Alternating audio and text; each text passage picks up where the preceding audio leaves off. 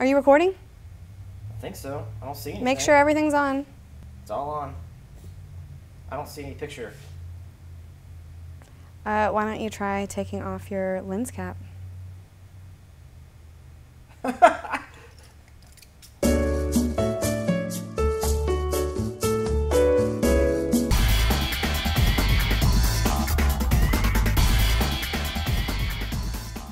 Hi guys, Lisa Mack here. Continuing our study on manual mode, the three components of exposure are shutter speed, aperture, and ISO. Today we are talking about ISO, or ISO as you might have seen it on your camera.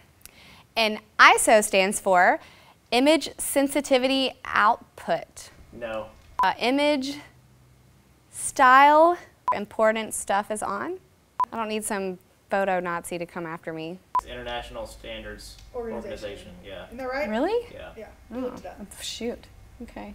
The most important thing is not the definition of ISO, but more what it does. And that is ISO measures the sensitivity of your camera's image sensor. Because I would never say anything like this. Who says this? Oh, ISO.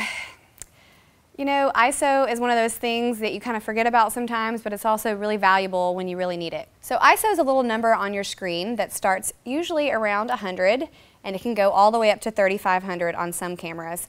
Now, if you have an entry-level camera, it won't start all the way at 100. It might start at 200. I'm not sure. It's different for every camera. ISO is kind of like a last resort. In your three main components of manual mode, ISO is the last one you adjust. Or it is for me, actually. I don't know how it is for other photographers, but it's the last one I adjust. Because there's a trade-off. The higher you set your ISO, the grainier your image can become. The lower your ISO, the more clear your image stays. So the higher your ISO, even though it's giving you more light, it's kind of saving you in those last-minute situations where you've adjusted everything else and your image is still dark.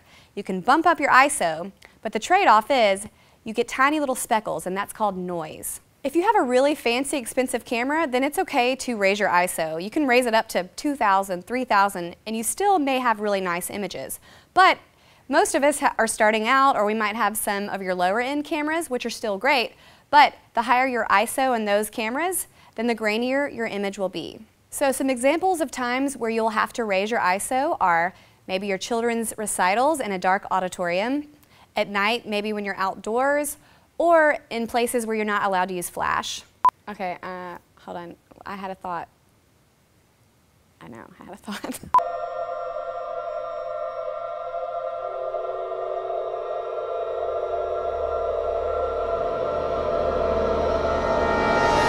What? What's happening?